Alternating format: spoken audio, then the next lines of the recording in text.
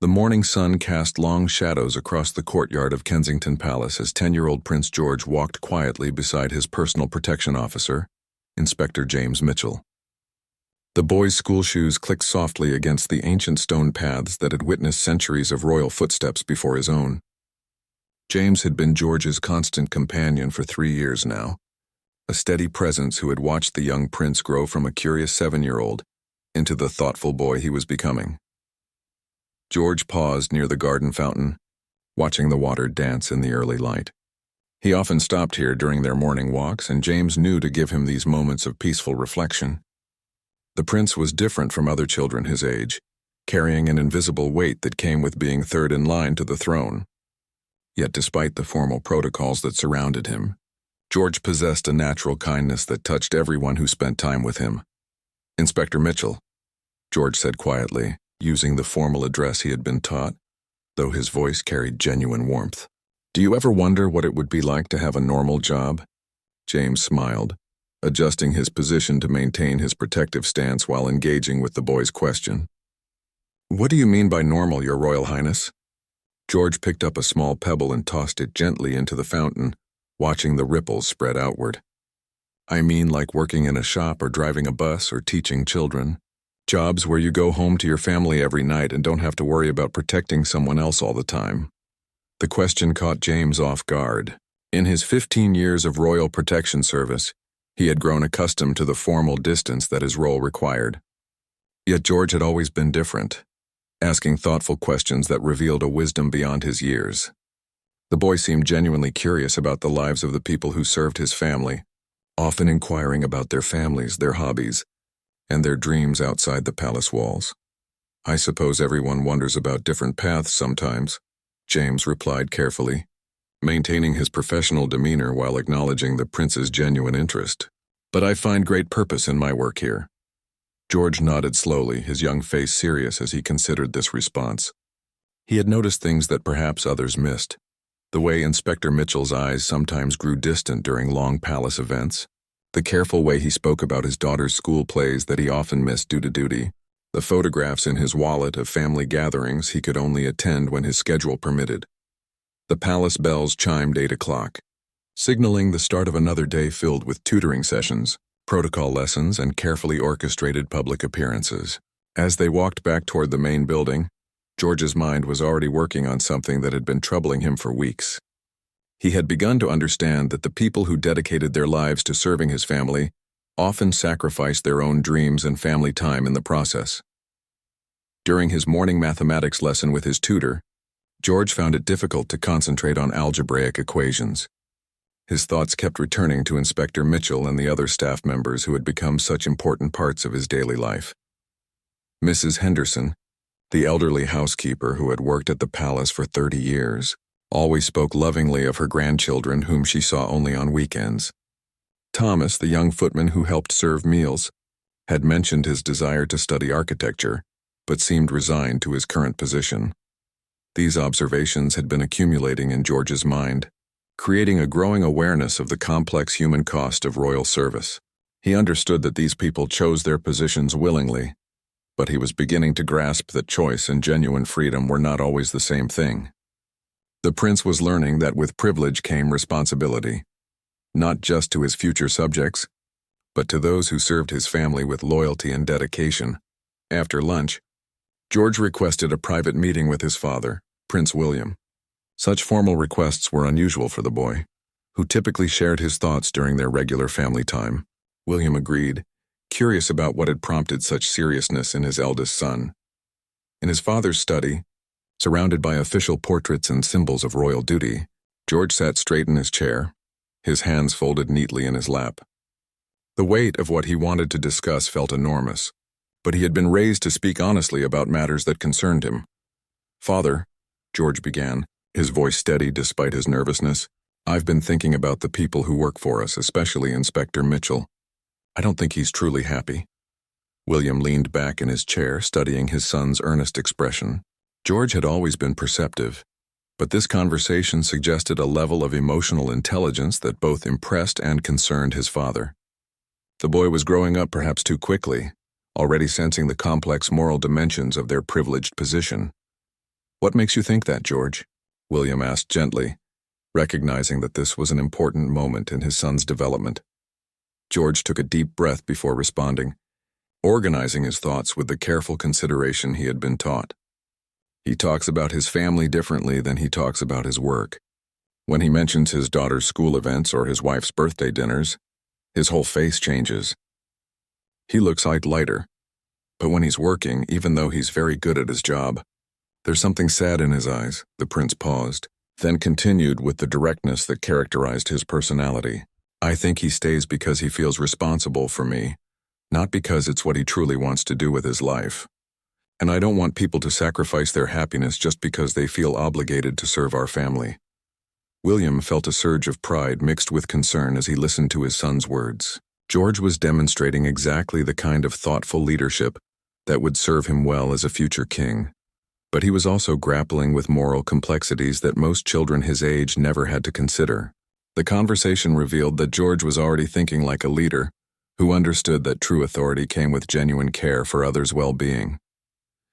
Prince William spent the evening reflecting on his son's observations about Inspector Mitchell.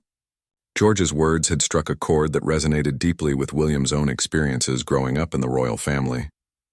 He remembered the dedicated staff members who had shaped his childhood, many of whom had indeed sacrificed personal opportunities to serve the crown with unwavering loyalty. The next morning, William made a discreet inquiry into Inspector Mitchell's background and current circumstances. What he discovered confirmed George's intuitive assessment. James Mitchell had been offered a promotion to head of security for a prestigious international company 2 years earlier, a position that would have doubled his salary and provided regular family time. He had declined the offer without even discussing it with his superiors, citing his commitment to Prince George's security. Furthermore, William learned that Mitchell's teenage daughter Emma had been accepted into a competitive drama program that required extensive parental involvement and support. James had been quietly helping her with applications and auditions during his limited free time, often staying up late to review her scripts and practice scenes with her via video calls when duty kept him at the palace. These revelations troubled William, who understood that loyalty born from a sense of trapped obligation was different from loyalty freely given.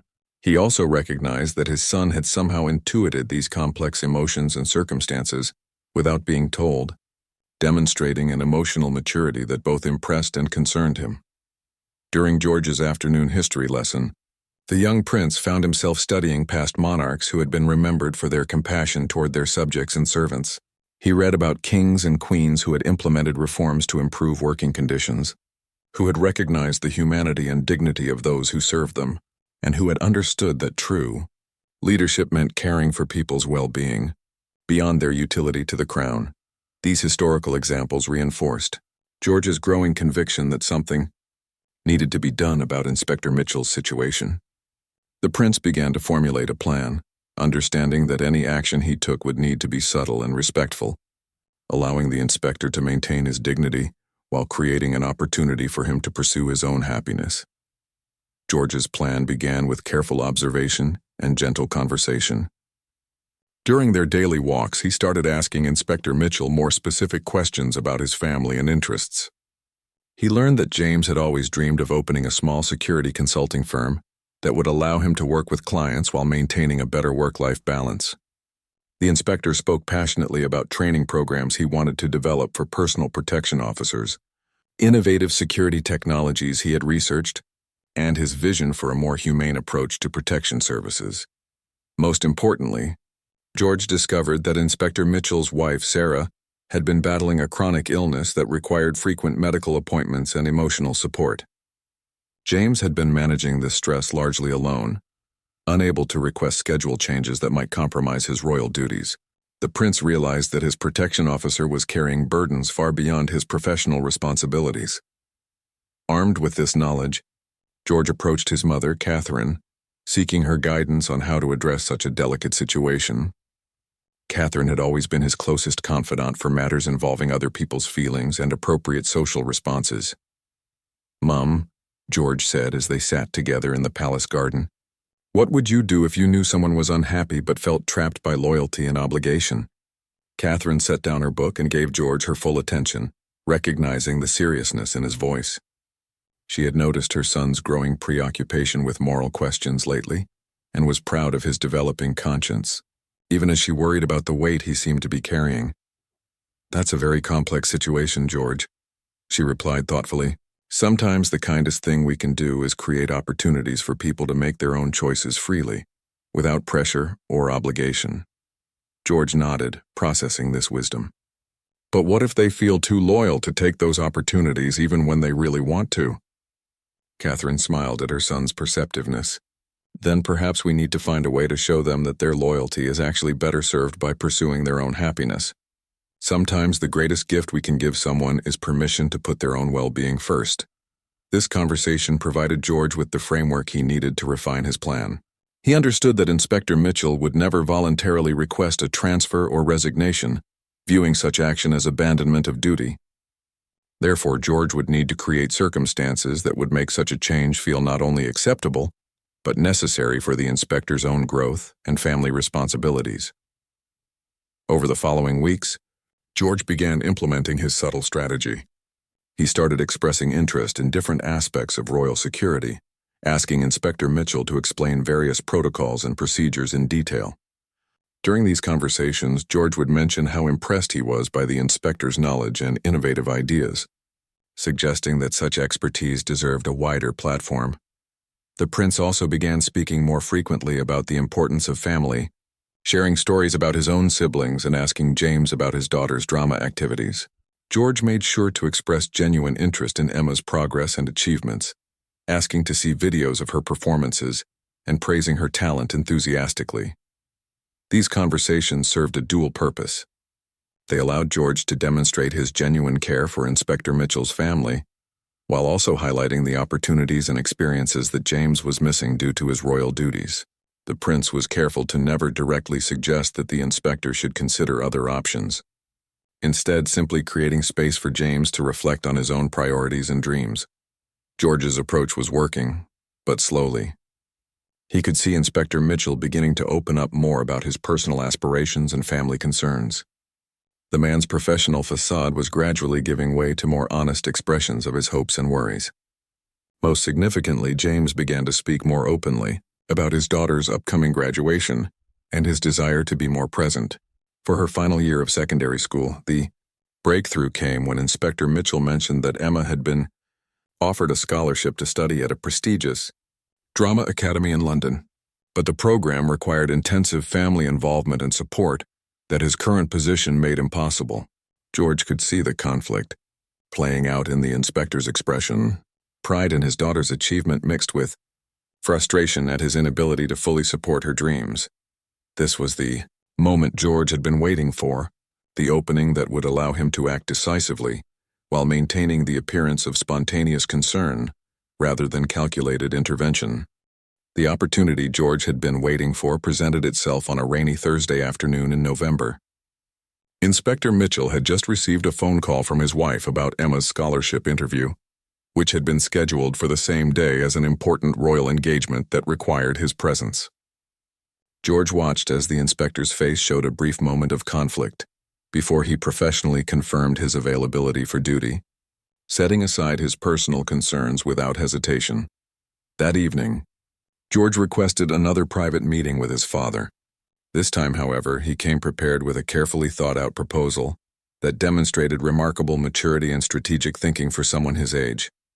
"Father," George began, settling into the familiar chair in William's study, "I need to tell you something important about Inspector Mitchell, and I need your help to do the right thing." William set aside his papers, giving his son his complete attention. Over the past weeks, he had watched George wrestling with something significant, and he sensed that tonight would bring clarity to whatever had been troubling the boy. George took a deep breath and began to explain everything he had observed and learned about Inspector Mitchell's situation. He spoke about the inspector's family responsibilities, his professional aspirations, his daughter's scholarship opportunity, and his wife's health challenges. Most importantly, George articulated his understanding that James felt trapped by his sense of duty and loyalty to the royal family. "The thing is, Father," George continued, his voice gaining confidence as he spoke, I don't want Inspector Mitchell to stay with us just because he feels obligated. I want people to serve our family because they choose to, not because they feel they have no other option. And right now I think Inspector Mitchell needs to be with his family more than he needs to be protecting me." William listened with growing amazement at his son's emotional intelligence and moral reasoning.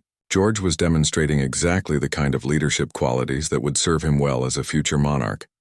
But more importantly, he was showing genuine compassion for others' well-being. "What are you proposing, George?" William asked, though he suspected he already knew the direction of his son's thinking. George straightened in his chair, speaking with the kind of quiet authority that suggested he had inherited more than just royal blood. "I think we should help Inspector Mitchell transition to something that would be better for his family. But we need to do it in a way that doesn't make him feel like he's being dismissed or that he's failing in his duty." The prince then outlined a plan that was both sophisticated and sensitive. He suggested that the royal family could recommend Inspector Mitchell for a prestigious security position with one of their trusted partner organizations, framing it as recognition of his exceptional service rather than a departure from royal duty.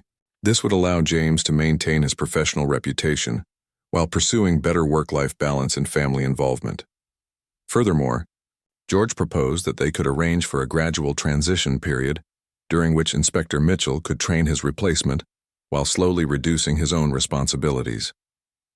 This would ensure continuity of security while giving James time to adjust to his new circumstances, without feeling as though he was abandoning his post. William was impressed by the thoughtfulness and complexity of George's proposal, but he was even more moved by the underlying motivation. His son was willing to give up a trusted and beloved protector because he believed it was in that person's best interest. This was exactly the kind of selfless leadership that the monarchy needed to remain relevant and respected in the modern world. "This is a very mature and compassionate idea, George," William said carefully.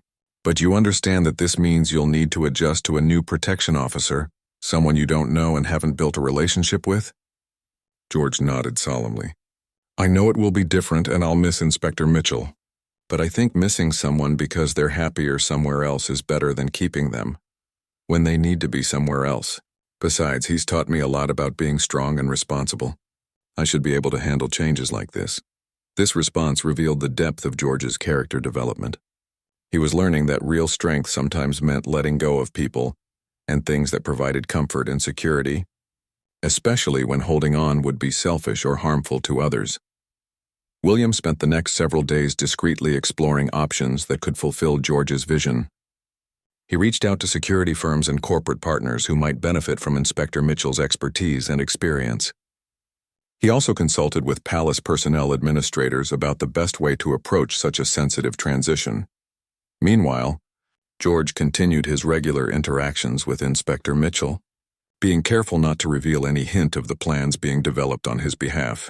The prince maintained his normal routine while paying even closer attention to signs of the inspector's internal conflict between duty and family obligations.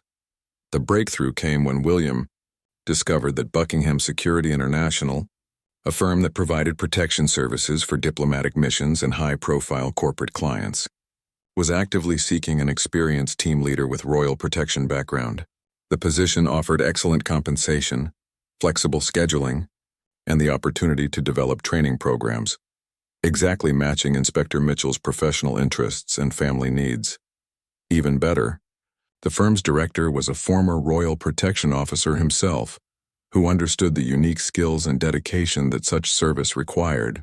He was enthusiastic about the possibility of hiring someone with Inspector Mitchell's qualifications and reputation. William arranged a preliminary conversation with the firm's director, explaining the situation in general terms and emphasizing that any offer would need to be presented in a way that honored Inspector Mitchell's service while providing him with genuine opportunity for advancement. The director agreed to approach the matter with appropriate sensitivity and respect. With these pieces falling into place, George felt a mixture of anticipation and nervousness about the next phase of his plan. He understood that the most delicate part was yet to come, creating the circumstances that would allow Inspector Mitchell to consider new possibilities without feeling pressured or manipulated. The prince had learned that effective leadership often required indirect action and patient timing. He was about to test these lessons in a real-world situation that would affect someone he genuinely cared about. The success of his plan would depend not just on careful preparation, but on his ability to trust that doing the right thing would ultimately produce the right results, even when those results involved personal sacrifice and uncertainty. The carefully orchestrated plan began to unfold on a crisp December morning when Prince William casually mentioned to Inspector Mitchell that he had been discussing royal security protocols with colleagues from other European royal families. During this conversation, William shared that several security professionals had been asking about British protection methods and whether any of their experienced officers might be available for consulting work. "It's quite flattering, actually," William said thoughtfully as they reviewed the day's security arrangements. "They seem particularly interested in our approach to protecting younger royals. Apparently, your methods with George have gained quite a reputation in professional circles." Inspector Mitchell looked surprised but pleased by this information. He had always taken pride in his work, but the idea that his methods were being recognized beyond the palace walls was genuinely gratifying. "That's very kind of them to say, Your Royal Highness. I've always believed that protecting young royals requires a different approach than traditional security work." William nodded approvingly. "Indeed. In fact, I received a call yesterday from Buckingham Security International. They're expanding their diplomatic protection services and specifically asked if I knew any officers with your background and expertise." This planted the seed that George and William had hoped for. Inspector Mitchell was intrigued despite himself, though he quickly reassured William of his continued commitment to his current position. However, the conversation had introduced the possibility of external opportunities in a way that felt natural and complementary, rather than threatening or disloyal. Over the following days, George noticed that Inspector Mitchell seemed more thoughtful than usual. The man continued to perform his duties with complete professionalism, but there was a new quality to his demeanor that suggested he was processing new possibilities. George was careful to maintain his normal routine while remaining sensitive to any signs that his plan was creating stress or conflict for his protector. The next phase came when George himself brought up the topic during one of their morning walks.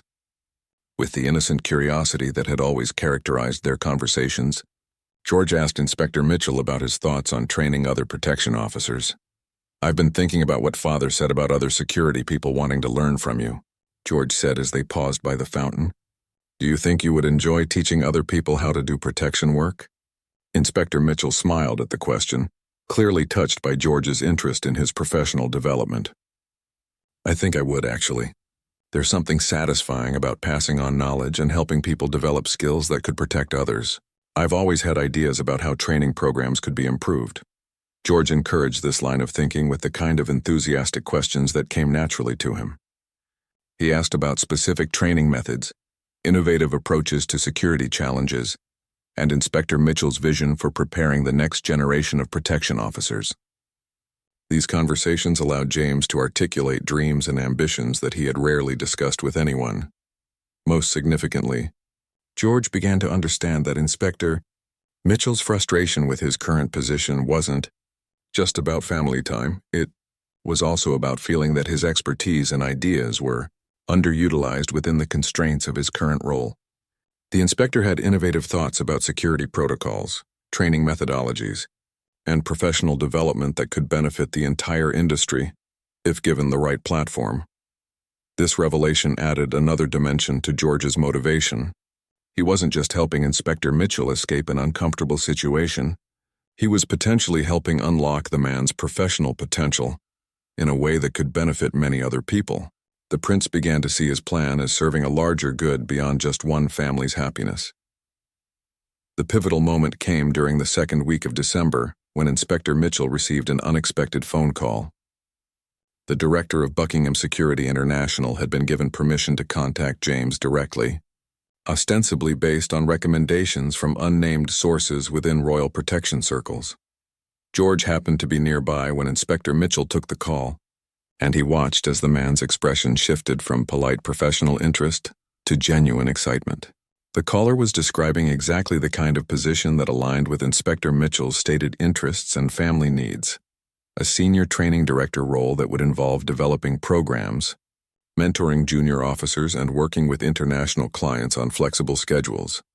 After the call ended, Inspector Mitchell stood quietly for several minutes, clearly processing what he had just heard. George approached him carefully, maintaining the appearance of innocent curiosity, while providing emotional support for what he knew must be a difficult moment. "Was that a good phone call, Inspector Mitchell?" George asked gently.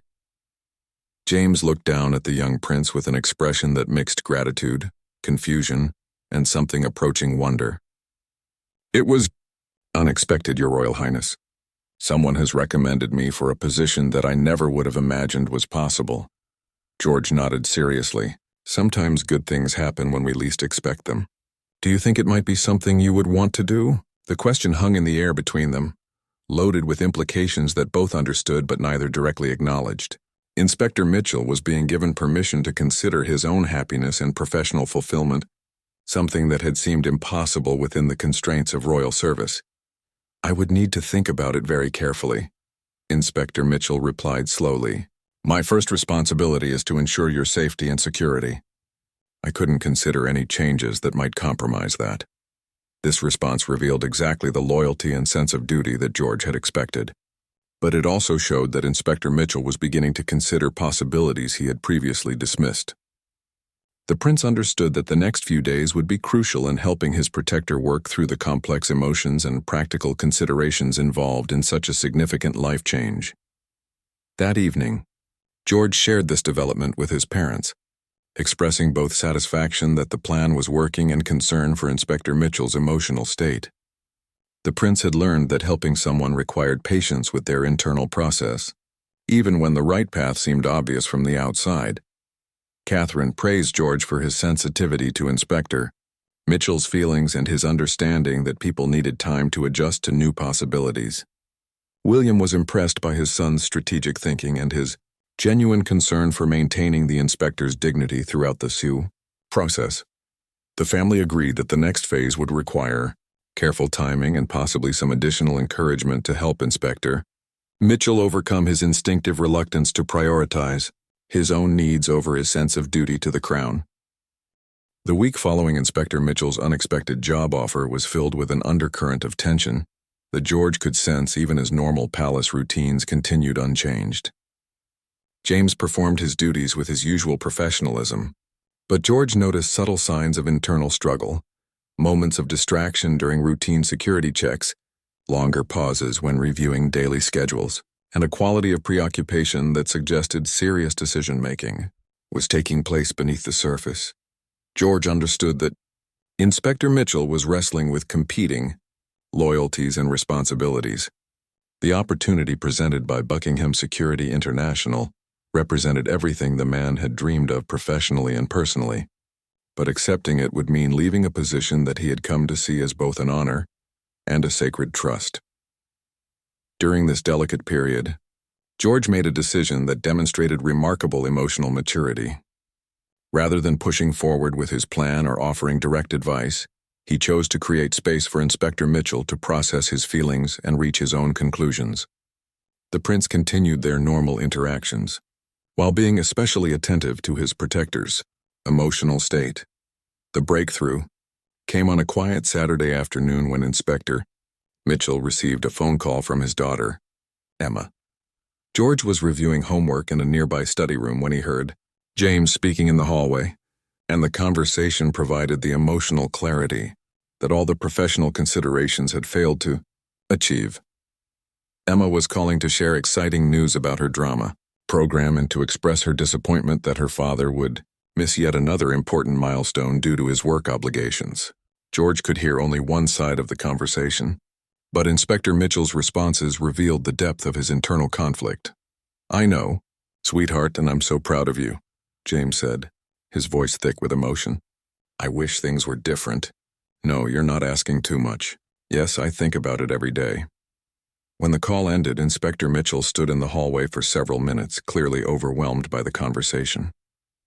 George emerged from the study room, ostensibly to return a book to the library, but actually to provide support for his protector during what was obviously a difficult moment.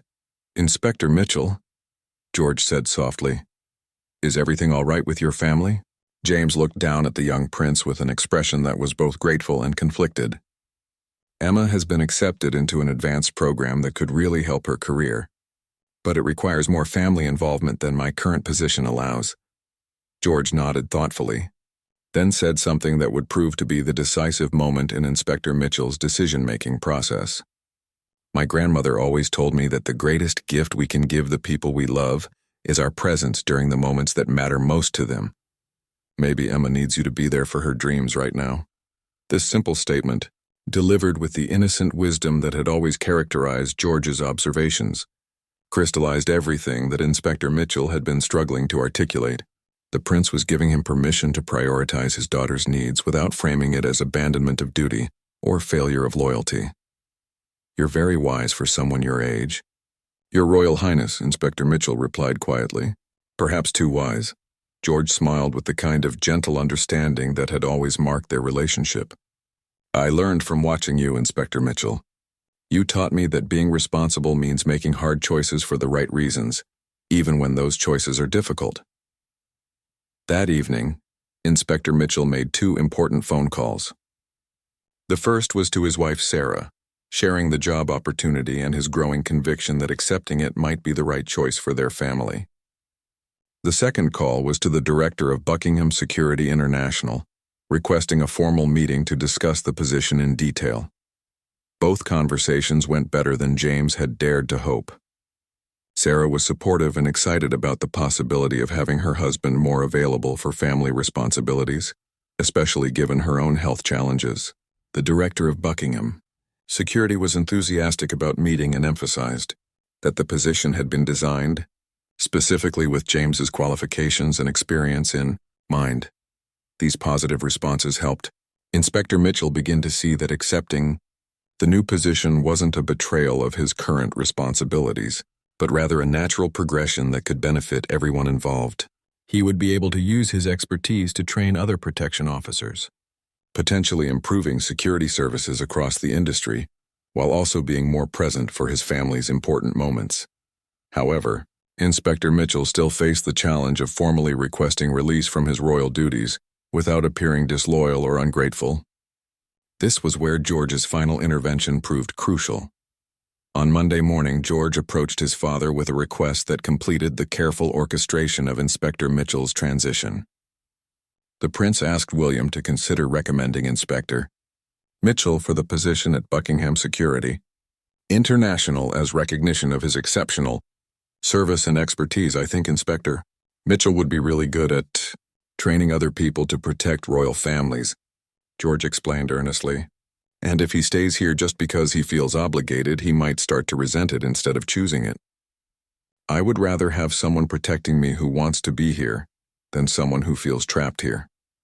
This request gave William the perfect framework for approaching Inspector Mitchell about the opportunity. Rather than waiting for James to bring up the subject, William could present the transition as a royal initiative designed to share expertise and strengthen security services more broadly. The conversation took place that afternoon in William's study, with George present at his own request. The prince wanted to participate in offering Inspector Mitchell the freedom to make his own choice without guilt or obligation. "James," William began formally, "I've been thinking about the conversation we had regarding international interest in our security methods. I believe you have expertise that could benefit the broader protection community, and I'd like to recommend you for a position that would allow you to share that knowledge." Inspector Mitchell listened with growing amazement as William outlined the opportunity at Buckingham Security International, presenting it not as an escape from royal service but as an extension of it into a broader sphere of influence.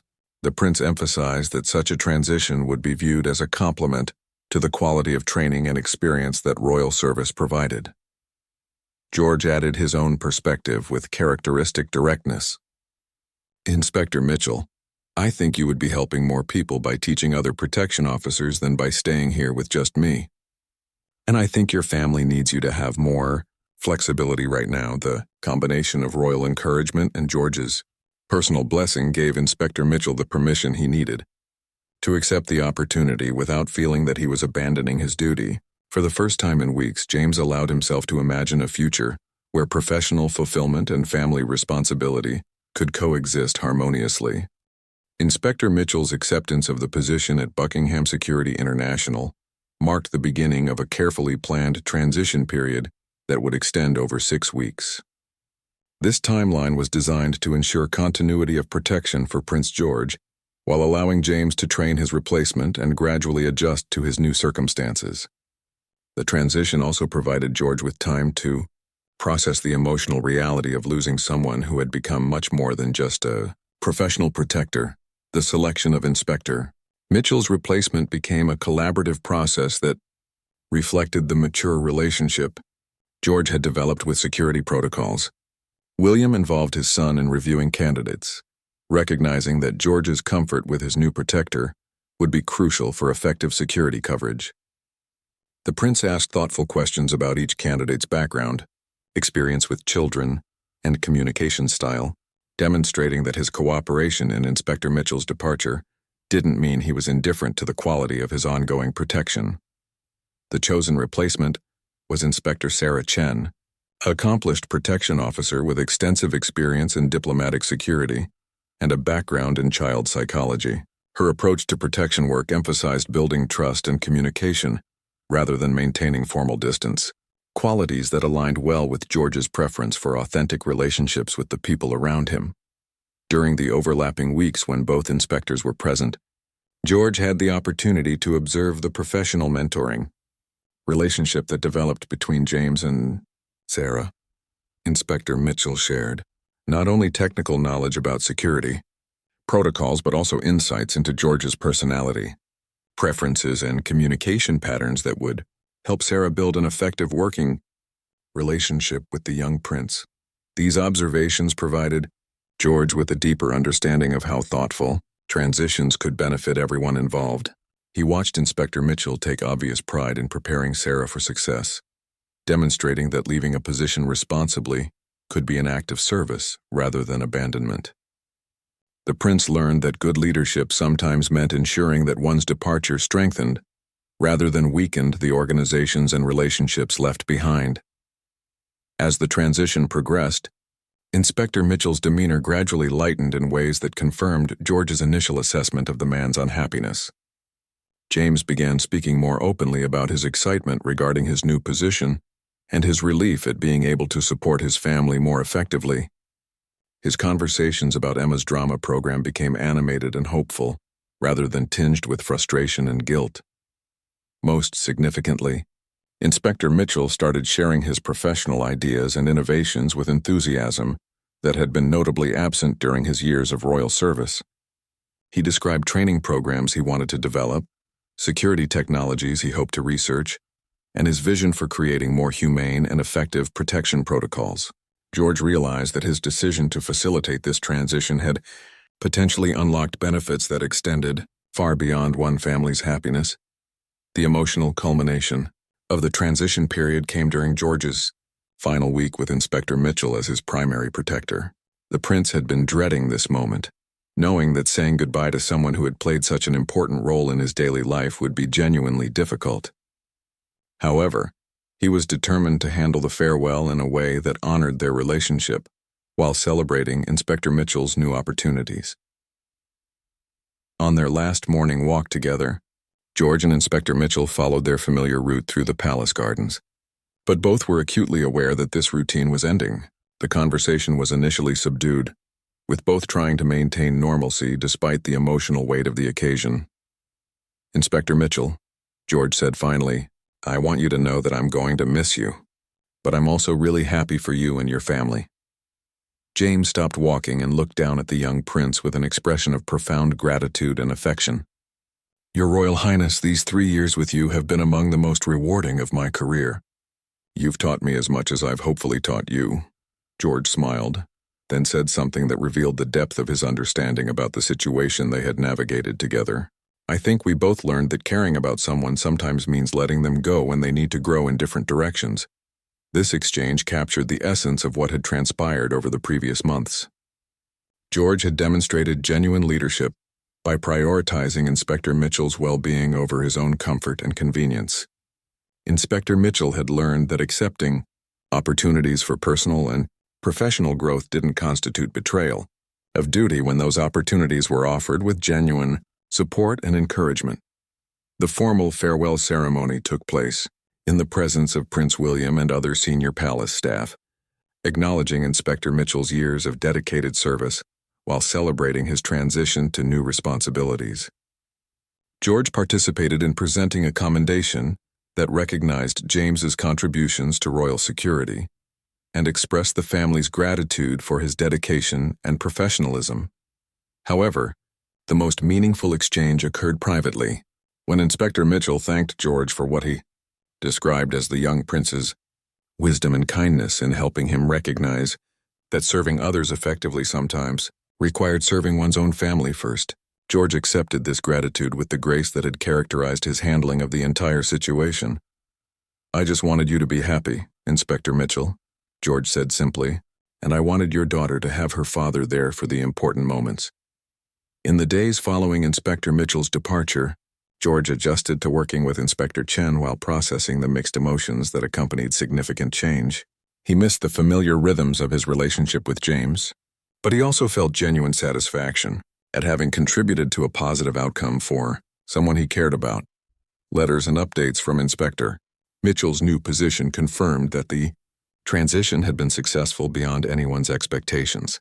James was thriving in his training director role, developing innovative programs that were attracting attention throughout the international security community. Emma was excelling in her advanced drama program, with her father's active support and encouragement. Even Sarah's health had improved with the reduced stress that came from having her husband more available for medical appointments and emotional support. These updates validated George's belief that doing the right thing for others ultimately created benefits that extended far beyond the immediate situation. The prince had learned that effective leadership often required sacrificing personal comfort for the greater good, but that such sacrifices typically produced rewards that more than compensated for any temporary difficulties or adjustments. 6 months after Inspector Mitchell's transition to Buckingham Security International, the full impact of George's subtle but decisive intervention had become clear to everyone involved. The young prince had not only helped facilitate a positive change for one family, but had also demonstrated leadership, qualities that impressed royal advisors and family members alike. George's relationship with Inspector Chen had developed into a comfortable and effective partnership that validated his belief that new arrangements could work well when approached with openness and mutual respect. Sarah brought her own strengths to the position, including innovative security techniques and a communication style that complemented George's maturing personality. The prince discovered that embracing change rather than resisting it often led to unexpected benefits and growth opportunities. The success of the transition had also created positive ripple effects throughout the palace staff. Other employees had observed how Inspector Mitchell's departure had been handled with respect and genuine concern for his well-being, reinforcing their confidence that royal service didn't require sacrificing personal happiness or family obligations. This improved morale contributed to a more positive working environment that benefited everyone, including the royal family, members who depended on dedicated and satisfied staff. Prince William and Catherine had watched their son's handling of the Inspector Mitchell situation with growing pride and amazement. George had demonstrated emotional intelligence, strategic thinking, and genuine compassion in ways that suggested he was developing exactly the leadership qualities that would serve him well as a future monarch. Most importantly, he had shown that he understood the responsibility that came with privilege and was committed to using his position to benefit others, rather than merely to serve his own interests. The story of George's intervention had remained largely private, shared only among family members and close advisors who recognized its significance as an indicator of the prince's character development. However, the lessons learned from the experience began to influence other aspects of royal household management, particularly regarding staff welfare and professional development opportunities. Inspector Mitchell's success in his new position had exceeded everyone's expectations, including his own. The training programs he developed were being adopted by security services across Europe, and his research into innovative protection protocols had earned recognition from international law enforcement organizations. His expertise was now being utilized on a scale that would have been impossible within the constraints of personal protection work. validating George's intuition that helping James transition would ultimately serve a greater good. The most gratifying updates came through informal channels that revealed the personal happiness that the transition had enabled. Emma Mitchell had not only excelled in her advanced drama program, but had also been accepted into a prestigious university theater program with her father's full support and involvement. Sarah Mitchell's health had stabilized significantly with the reduced stress and increased emotional support that came from having her husband more available for family responsibilities. These outcomes reinforced George's growing understanding that effective leadership often required making decisions that prioritized long-term benefits over short-term comfort or convenience. The prince had learned that genuine care for others sometimes demanded difficult choices and personal sacrifice, but that such choices typically produced rewards that justified any temporary discomfort or uncertainty. Perhaps most significantly, the experience had taught George that subtle influence could be more effective than direct command when dealing with complex human emotions and relationships.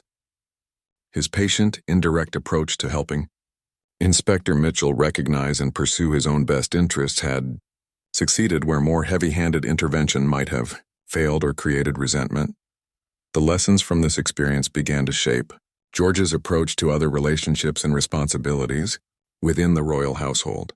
He became more attentive to signs of stress or unhappiness among staff members, more curious about their personal aspirations and family obligations, and more creative in finding ways to support their well-being without overstepping appropriate boundaries or creating uncomfortable dependencies. On the first anniversary of Inspector Mitchell's departure, George received a letter that crystallized the meaning of everything that had transpired. James wrote to express his continued gratitude for the prince's wisdom and kindness in helping him recognize opportunities for growth and change. Most movingly, he described how the transition had strengthened his family relationships and renewed his passion for his professional work. The letter also included a photograph of Emma Mitchell performing in a university production, with her father proudly watching from the audience.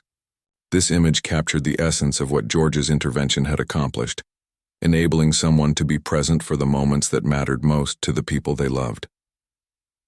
George shared this letter with his parents, who recognized it as validation of their son's developing character and judgment. The prince had demonstrated that he was learning to balance personal attachments with broader responsibilities, to make difficult decisions for the right reasons, and to use his privilege in service of others' well-being and happiness.